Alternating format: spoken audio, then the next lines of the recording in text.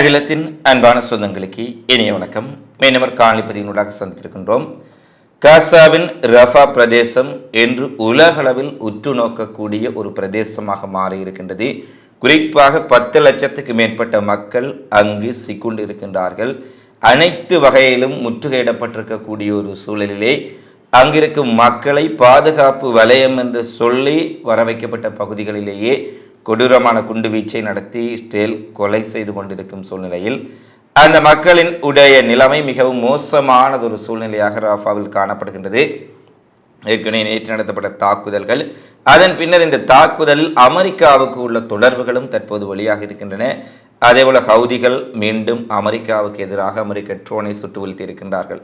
இந்த சூழ்நிலையில் காசாவிலும் ரஃபாவிலும் சுற்றிவர பிராந்தியத்திலும் என்ன விடயங்கள் எல்லாம் நடைபெற்றுக் கொண்டிருக்கிறது என்பது குறித்த பிந்தைய நிலவரங்களை இந்த காணொளியில் பார்க்கலாம்.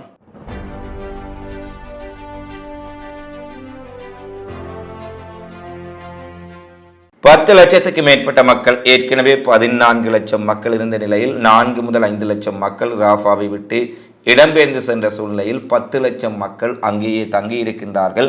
அவர்கள் எங்கு செல்வது, எப்படி செல்வது என்ற தெரியாத ஒரு சூழ்நிலையில், ஏனெனில் ஒருபுறம் இஸ்ரேலிய இராணுவம் படையெடுத்து வருகின்றார்கள், மறுபுறம் எகிப்து தங்களுடைய எல்லையை முற்றாக மூடிவிட்டு ஒருவர் கூட உள்ளே வந்துவிடக் கூடாது என காசா மக்கள் வராமல் இருப்பதற்காக அங்கே தடுப்பு சுவரை அமைத்து பாதுகாப்பு படைகளை நிறுத்தி இருக்கின்றார்கள்.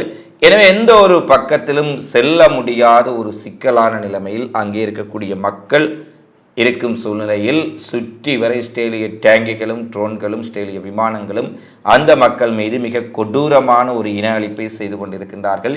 எனவே இந்த மக்களினுடைய நிலைமை எவ்வாறு இருக்க போகின்றது என்பதுதான் மிகப்பெரிய ஒரு கேள்வியாக துயரமாக மாறியிருக்கின்றது.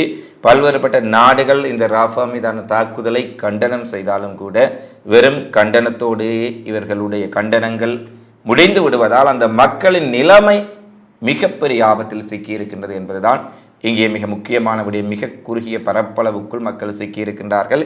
இந்த சூழ்நிலையில் ராஃபாவில் இரவோடு இரவாக நடத்தப்பட்ட தாக்குதல்கள் குறித்து நாங்கள் பேசியிருந்தோம்.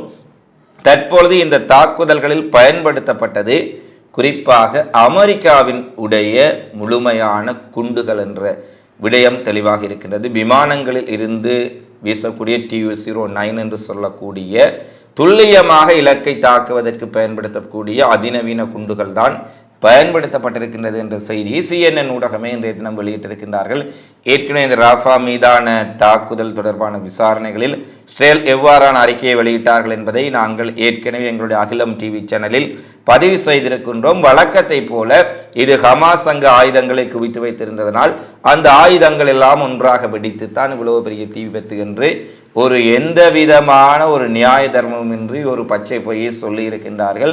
அமெரிக்காவும் அந்த அமெரிக்காவினுடைய அடிவருடைய ஊடகங்களும் அந்த பொய்களை பரப்பிக் கொண்டிருக்கின்றார்கள். ஹமாஸினுடைய ஆயுதங்கள் அங்கு குவித்து வைக்கப்பட்டிருந்தமையினால்தான் இஸ்ரேல் குண்டு வீசிய போது அந்த ஆயுதங்கள் தீப்பற்றி இவ்வளவு பெரிய சேதம் ஏற்பட்டது என நாங்கள் ஏற்கனவே பல தடவை குறிப்பிட்டது போல கொலை செய்பவனையே அந்த கொலையை விசாரிக்குமாறு கூறினால் நியாயம் எவ்வாறு கிடைக்கும் என்பதைப் போல படுகொலை செய்யக்கூடிய இஸ்ரேலையே விசாரணை செய்து நியாயத்தை கூறுங்கள் என்று உலகம் கூறுவது எவ்வளவு பெரிய ஒரு அயோக்கியத்தனமான விடயம் என்பதைத்தான் நாங்கள் சிந்தித்து பார்க்க வேண்டும்.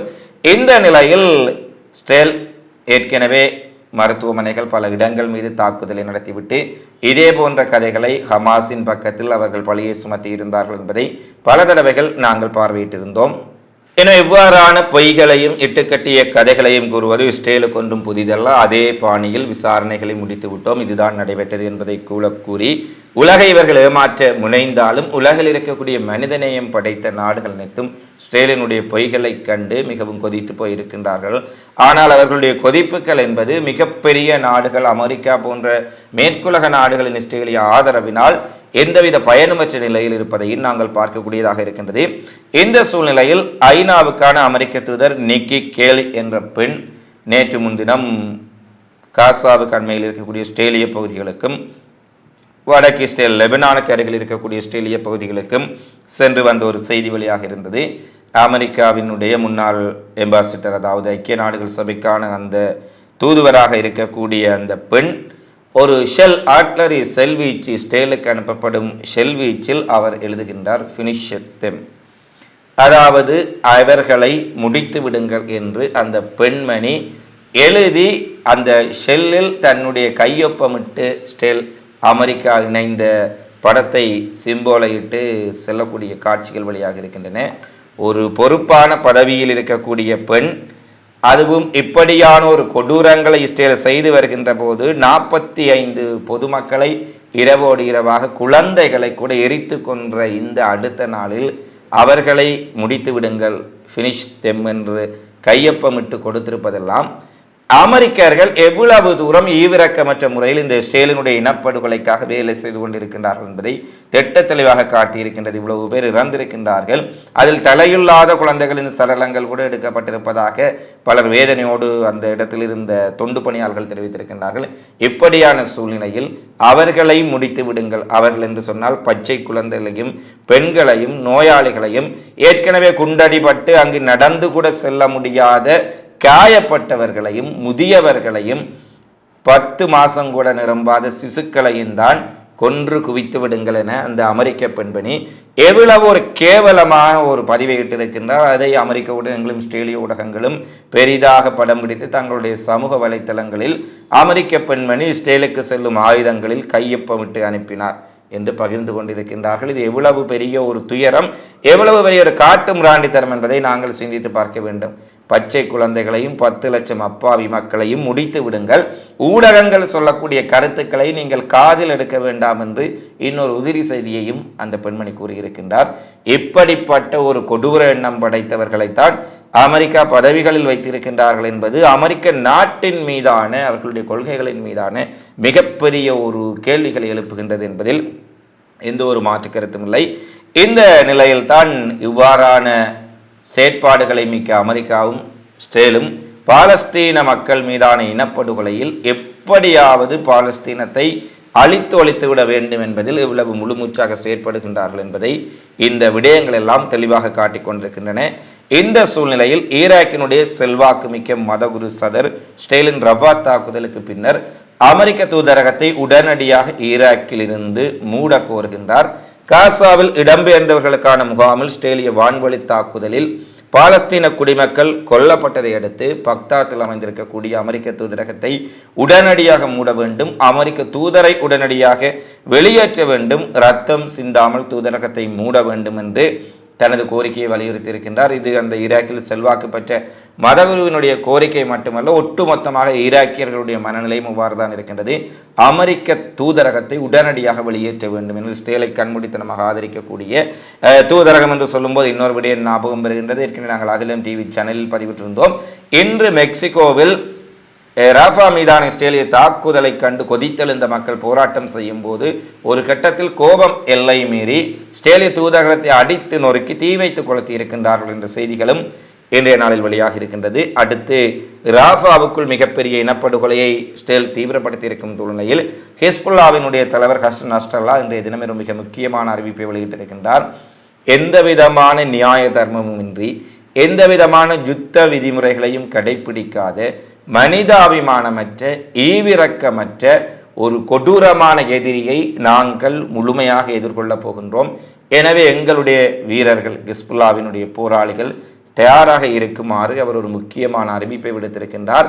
இவ்வளவு நாளும் லெபனான் எல்லையிலிருந்து இஸ்ரேலுக்குள் ஏவுகணைகளையும் ஆட்லரி ஷெல்வீச்சுகளையும் ட்ரோன் தாக்குதலையும் நடத்தி வந்த ஹிஸ்புல்லா இன்று முதல் தடவையாக இஸ்ரேலுக்கு மிக அருகாமையில் வந்து மிக கடுமையான ராக்கெட் மோட்டார் செல் தாக்குதல்களை நடத்தி இருக்கின்றார்கள் என்ற செய்திகளும் வெளியாக இருக்கின்றன. அதேபோல ஹிஸ்புல்லா தங்களுடைய தாக்குதலின் வேகத்தை இன்னும் அதிகரிக்கப் போகின்றார்கள் என்ற விடயத்தை நஸ்ரல்லாவினுடைய பேச்சு வெளிப்படுத்தியிருக்கின்றது. ஹிஸ்புல்லாவினுடைய தலைவனுடைய பேச்சின் பின்னர் வடக்கு இஸ்ரேல் முழுவதும் ஒரு ரெட் அலர்ட், சிவப்பு எச்சரிக்கை, அதாவது சைரன்கள் முழுமையாக ஒழிக்கப்படப்பட்டு ஒரு சிவப்பு எச்சரிக்கை அங்கு விடுக்கப்பட்டதான செய்திகளும் வெளியாக இருக்கின்றன. எனவே வடக்கு இஸ்ரேலுக்குள் எந்த நேரத்திலும் ஒரு மிகப்பெரிய தாக்குதலை ஹிஸ்புல்லா நடத்தலாம் என்ற எதிர்பார்ப்பும் எழுந்திருக்கின்றது. அதேபோல இன்றைய நாளில் இஸ்ரேலினுடைய உளவுத்துறை மொசாட் ஒரு தகவலை வெளியிட்டிருக்கின்றார்கள். அக்டோபர் 7ஆம் தேதி இஸ்ரேலுக்குள் சென்று ஹமாஸ் ஒரு கடுமையான தாக்குதலை நடத்தியதைப் போல இஸ்ரேலுக்குள் வடக்கு இஸ்ரேலுக்குள் ஒரு பகுதிகளுக்குள் சென்று இஸ்ரேலின் மீது ஒரு மிகப்பெரிய தாக்குதலை நடத்துவதற்கு உரிய திட்டங்களையும் ஹிஸ்புல்லா வகுத்திருக்கின்றார்கள் என்று ஒரு செய்தி அவர்கள் வெளியிட்டிருக்கின்றார்கள். ஹிஸ்புல்லா உண்மையில் அவ்வாறு வகுத்திருக்கின்றார்களா இல்லையா என்பது தெரியவில்லை. ஆனால் வடக்கு இஸ்ரேலுக்குள் இப்படியான ஒரு அச்சம் இஸ்ரேலுக்கு இருக்கின்றது என்பதை இஸ்ரேலிய புலனாய்வுத்துறையின் அறிக்கை தெளிவாக காட்டுகின்றது.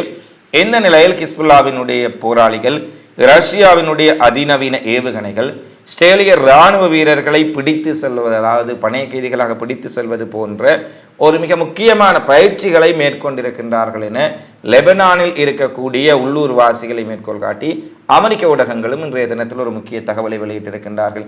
எவ்வாறு இஸ்ரேலுக்குள் அக்டோபர் 7ஆம் தேதி நுழைந்து அங்கிருக்கும் இராணுவத்தினரையும் இஸ்ரேலியர்களையும் சிறைப்பிடித்து ஹமாஸ் சென்றார்களோ அதே போல இஸ்ரேலிய இராணுவத்தினரை சிறைப்பிடித்து செல்வது, ரஷ்ய ஏவுகணைகள் அதிநவீன ஆயுதங்களை கொண்டு ஒரு நீண்ட போருக்கு தயாராகும் வண்ணம் ஹிஸ்புல்லாவினுடைய போராளிகள் அங்கு மிக கடுமையான பயிற்சிகளை லெபனான் நிலையில் மேற்கொண்டிருக்கின்றார்கள் என்ற செய்தி வழியாக இருக்கின்றது.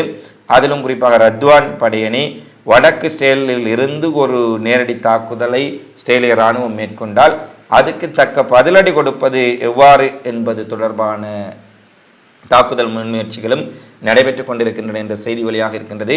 எனவே ஹிஸ்புல்லா இவ்வாறான தாக்குதலை இஸ்ரேல் மீது நடத்தப் போகின்றார்கள் என்பதை நாங்கள் பொறுத்திருந்துதான் பார்க்க வேண்டும். அடுத்து ஏமனில் இருக்கக்கூடிய கவுதிகள் ஒரு செய்தியை வெளியிட்டிருக்கின்றார்கள். அமெரிக்காவின் MQ-9 ட்ரோன் தங்களுடைய பகுதிக்குள் வீழ்ந்திருப்பதாகவும் இது சேதமடையாத நிலையில் கைப்பற்றப்பட்டிருப்பதால் இந்த ட்ரோனை பாதுகாக்கக்கூடிய முறையில் அதிநவீன கண்காணிப்பு அமைப்புகளுடன் பொருத்தப்பட்ட இந்த ட்ரோன் முழுமையாக செயல்படும் நிலையில் விபத்துக்குள்ளானாலும் கூட அதில் தொலைத்தொடர்பு சாதனங்கள், கேமரா மற்றும் இயங்கு நிலையில் இருக்கும் நிலையில் கைப்பற்றப்பட்டிருப்பதான ஒரு அறிவிப்பை வெளியிட்டிருக்கின்றார்கள். MQ-9 ட்ரீப்பர் ஹவுதிகளால் கைப்பற்றப்பட்டால் அது நிச்சயமாக ரிவர்ஸ் என்ஜினியரிங் செய்து மீண்டும் இதனுடைய மேம்படுத்தப்பட்ட பதிப்பை ஈரான் வெளியிடும் என்பதில் எந்த மாற்று கருத்தும் இல்லை.